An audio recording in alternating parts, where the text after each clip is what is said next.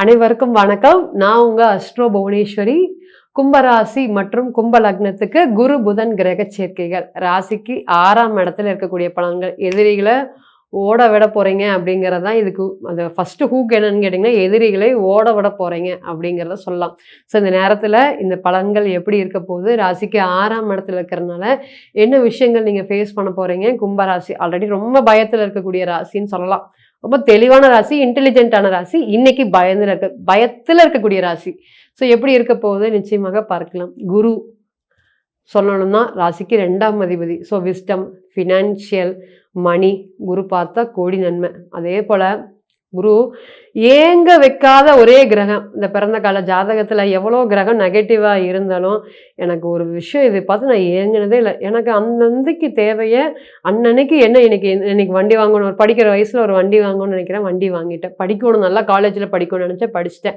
நல்ல ஒரு வேலையில் அமையணும்னு நினச்சேன், நான் அமைஞ்சிட்டேன். நல்ல ஒரு பிஸ்னஸ் பண்ணணும்னு நினச்சேன், பண்ணிட்டேன். இந்த மாதிரி அந்தந்த வயசுக்கு தேவையானது ஸ்ட்ரகிள்ஸ் ஆகாமையே எனக்கு ஒன்று கிடைக்குது அப்படின்னா அந்த ஜாதகத்தில் குரு ரொம்ப ஸ்ட்ராங்காக இருக்காருன்னு அர்த்தம். எங்கேயாவது இருந்து ராசியையும் ராசியாதிபதியும் பார்த்துட்டாருன்னு வச்சுக்கோங்களேன், நம்ம ஏங்கிறதுக்கு விடவே மாட்டார்.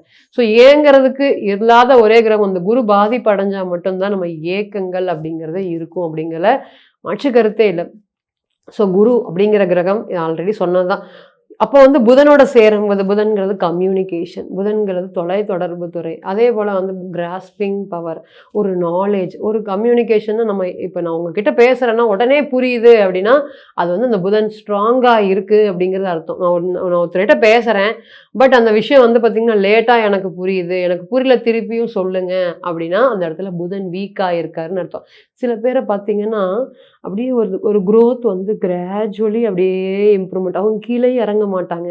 அட் த சேம் டைம் பார்த்திங்கன்னா அப்படியே படிப்படியாக இன்றைக்கி 10%, ஒரு வருஷம் பார்த்திங்கன்னா 20%, அடுத்த வருஷம் பார்த்திங்கன்னா 30%. அந்த மாதிரி க்ரோத் கிராஜுவலி இம்ப்ரூவ்மெண்ட் ஆகிட்டே இருக்கும். இதுக்கெல்லாம் என்ன காரணம்? இவனுக்கு எங்கேயோ அதிர்ஷ்டம் இருக்குன்னு சொல்கிறதா, இல்லை இவனுக்கு பார்த்திங்கன்னா கடவுள் கொடுத்து வச்சிருக்காருன்னு சொல்கிறதா, இல்லை எனக்கெல்லாம் அந்த மாதிரி நடக்காதா அப்படின்னு கேட்குறத சொல்கிறதா? ஸோ இந்த மாதிரி 3 விஷயங்கள் ஏன் அப்படின்னு கேட்டிங்கன்னா அதுக்கு எல்லாத்துக்கும் ஒரு தலை சிறந்த ஒரு யோகம் அப்படிங்கிறது என்னன்னு கேட்டிங்கன்னா சைலண்ட் யோகம்னு சொல்லலாம்.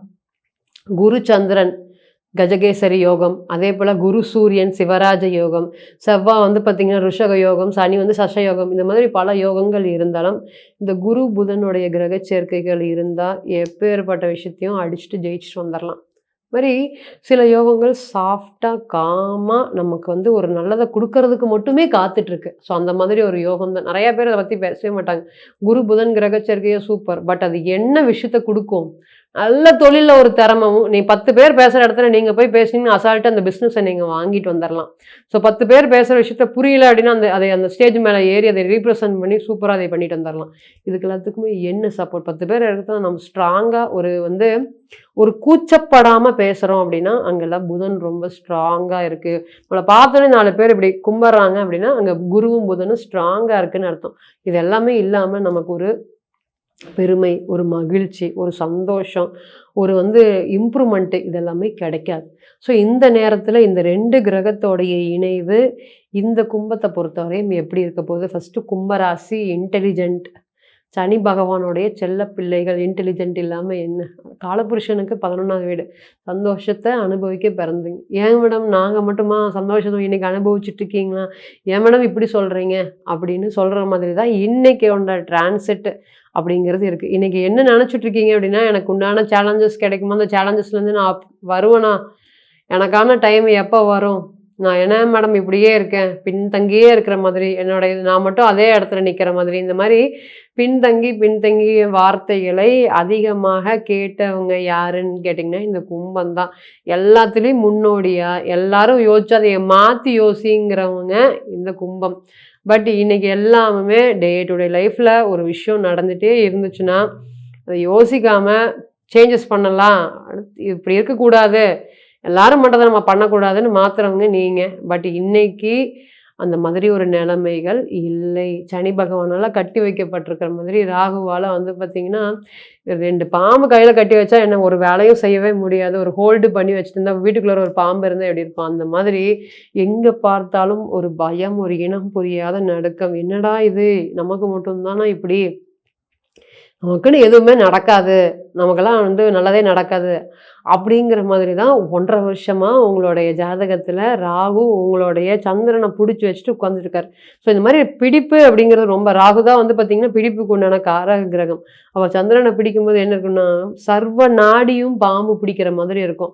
அப்போ ஒரு விஷயத்தை செயல்படுத்தவே முடியாது. யோசிக்கிறது ஒன்று, செய்யறது ஒன்று, நல்லது நினச்சி நடக்கிறது ஒன்று, அது கெட்டதாக மாறிடுறது ஒன்று, திருமண வாழ்க்கையை காப்பாற்ற முடியாமல் ஒரு பக்கம் கஷ்டம். இந்த மாதிரி தொடர்ந்து திருமண பக்கம் எல்லாமே அடி வாங்கிட்டு இருக்கக்கூடிய கும்பம் இனி எப்படி இருக்க போறீங்க? ஃபர்ஸ்ட் எதிரிகளை ஓட விடக்கூடியது. ஸோ கும்பராசியை பொறுத்தவரை ரீசெண்ட் டைம்ல ஒரு ஜாதகத்தை பார்த்தோம். ஸோ பார்க்கும்போது என்ன சொன்னா, சார் உங்களுக்கு எதிரிகள் தொல்லை ரொம்ப அதிகமாக இருக்கு, உங்களால சர்வை பண்றது ரொம்ப கஷ்டமா இருக்கு. ஆமாம் மேடம், நான் என்ன பண்ணாலும் என் பின்னாடியே 2 பேர் சுத்துற மாதிரி எனக்கு தோணுது. எதனால மேடம் இப்படி பண்றாங்க? இவங்களுக்குலாம் வேலை இருக்கா இல்லையான்னு தெரியல அப்படிங்கிற மாதிரி சொன்னாங்க. ஸோ பிரசன்னமும் அதே இண்டிகேஷன் பண்ணுது, ஜாதகமும் அதே இண்டிகேஷன் பண்ணுது. ஏதாவது இவன் எப்படா உழுவான் அப்படின்னு இவங்க காத்துட்டு இருக்காங்க மேடம். எதுலையாவது நான் மாட்டுவேன் அப்படின்னு காத்துட்டு இருக்காங்க. ஆனா எனக்கு ரொம்ப பயமா இருக்கு. பயப்படாதீங்க. இந்த டைம் வரையும் வெயிட் பண்ணுங்க. உங்களோட எதிராளிகள் அப்படியே படிப்படியா குறைஞ்சிருவாங்க. இது வந்து குடும்ப ரீதியா விஷயத்திலேயே உங்களுக்கு இருக்கு. ஆமா மேடம், நான் ஒருத்தரோட சண்டை போட்டேன். அவன் எங்க போனாலும் என்னைய பார்த்துட்டு நான் வேணும்னே பொறாமப்படணும் அப்படிங்கிற மாதிரி எல்லார் கூடயும் இவங்க பொதுவாவே தனியான ஆளு. இவங்க கூட சண்டை போட்டோன்னே அவங்க என்ன பண்றாங்கன்னா எல்லாரையும் ஒன்று சேர்த்து இவங்கள ஓரப்படுத்தி சிரிச்சுட்டு அவங்கள சந்தோஷமா இருக்கிற மாதிரி, இவங்க மட்டும் தனிமைப்படுத்தப்படுற மாதிரி பண்ணிட்டு இருக்கிறாங்க மேடம். எனக்கு அப்படியே வெறுப்பா இருக்கு. போய் சட்டையை பிடிச்சி கேட்டுடலாமான் இருக்கு. எதுக்குடா இப்படி பண்றீங்க அப்படிங்கிற மாதிரி இருக்கு. இது வந்து நான் வேலை செய்கிற இடத்துலையும் இருக்குது, என்னுடைய உறவுகள் சார்ந்த விஷயத்தில் இருக்குது. அந்த மாதிரி பண்ணிடாதீங்க. கோச்சாரத்தில் ராகு அந்த மாதிரி இருக்குது. பண்ணுனா நிறைய பெரிய கெட்ட பெயர், உங்களுடைய அஸ்திவாரம் கீழே இறங்கிரும். அந்த மாதிரி பண்ணிடாதீங்க. வெயிட் பண்ணுங்க. எப்படி மேடம் வெயிட் பண்ணுறது? சில சமயம் சொன்னால், மேடம் இந்த மாதிரி கஷ்டமான டைம் பீரியட் தான் எப்படி மேடம் வெயிட் பண்ணி தான் ஆகணும். ஒன்றும் பண்ணாதீங்க. ராகு கோயிலுக்கு போயிட்டு வாங்க.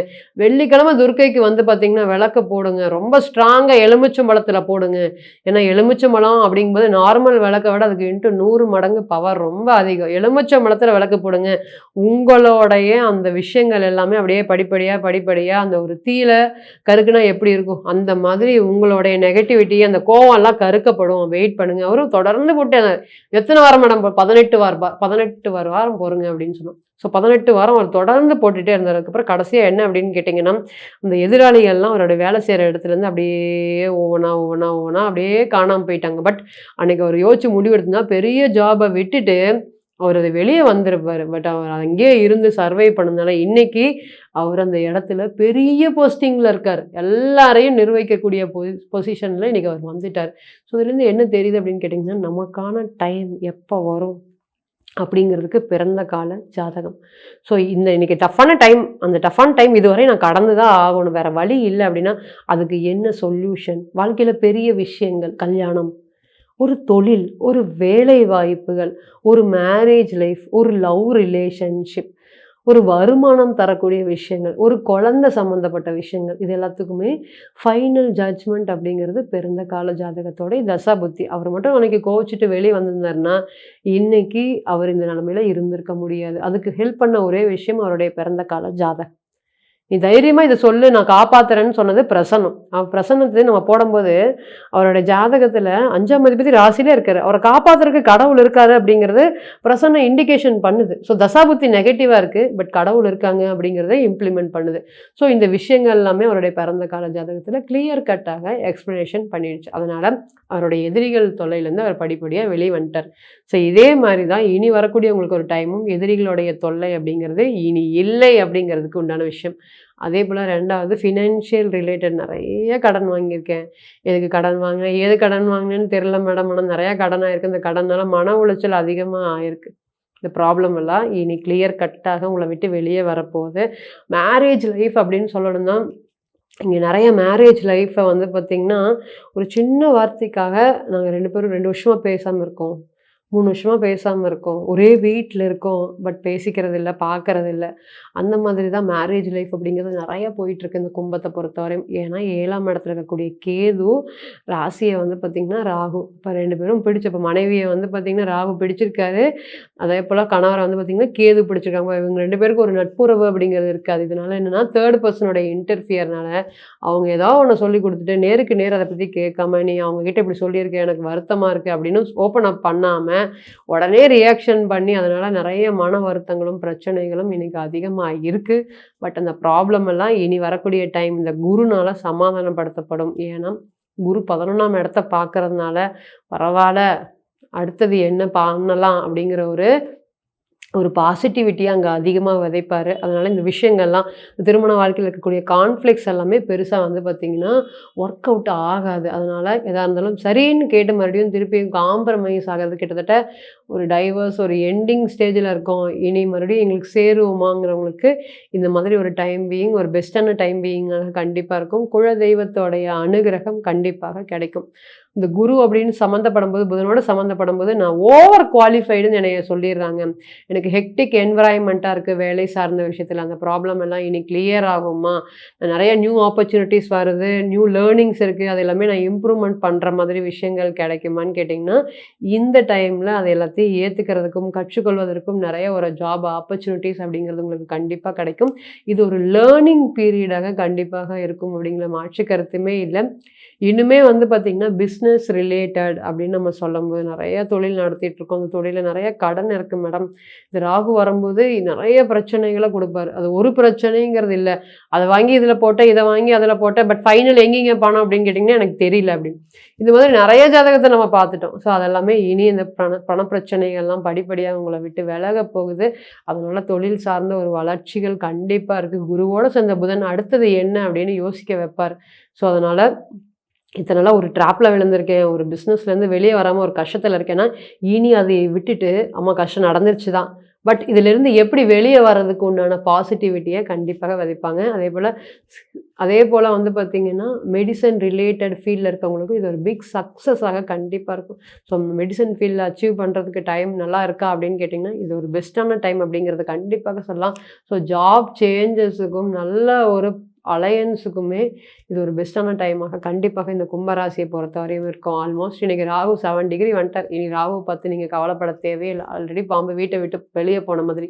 இனியுமே வந்து பார்த்தீங்கன்னா, டஃப்பான டைம்லாம் நீங்க கடந்தனால வெற்றி அப்படிங்கிறது கும்பத்த பொறுத்தவரை நிச்சயம் அது உங்களோட கையில தான் இருக்கு அப்படிங்கிற மாற்று கருத்து இல்ல. அதனால இழந்தது எல்லாத்தையும் மறந்துட்டு, புதுசா வந்து பார்த்தீங்கன்னா, ஒரு விஷயத்த ஆரம்பிங்க. கண்டிப்பா சக்சஸ். சனீஸ்வர பகவானுடைய அருள்னால சக்சஸ் உங்களுக்கே. ஸோ, இப்ப நம்ம சொன்னது அனைத்துமே வந்து பார்த்தீங்கன்னா, டிரான்சிட்டுக்கு உண்டான பலன்கள். 2 கிரகத்தோடைய கிரக சேர்க்கைகள் சேர்ந்தா எப்படி இருக்கும்? அது பிறந்த கால ஜாதகத்தில எந்த அளவுக்கு இம்ப்ளிமெண்ட் ஆக போகுது அப்படிங்கிறது, தனிப்பட்ட ஒரு ஜாதகம் சொல்லக்கூடிய விஷயத்த, பிரதிபலிக்கக்கூடிய விஷயத்த இன்னைக்கு டிரான்சிட் அப்படிங்கிறது சொல்லுது. ஸோ, தனிப்பட்ட ஜாதகத்தை நீங்க ஆலோசனை பண்ண விருப்பப்பட்டீங்கன்னா, கீழ இருக்கக்கூடிய இந்த நம்பருக்கு கான்டாக்ட் பண்ணுங்க. நான் மீண்டும் ஒரு பதிவில் உங்களிடம் சந்திக்கும் வரை உங்களிடமிருந்து விடைபெறுவது உங்கள் அஸ்ட்ரோ புவனேஸ்வரி. நன்றி, வணக்கம்.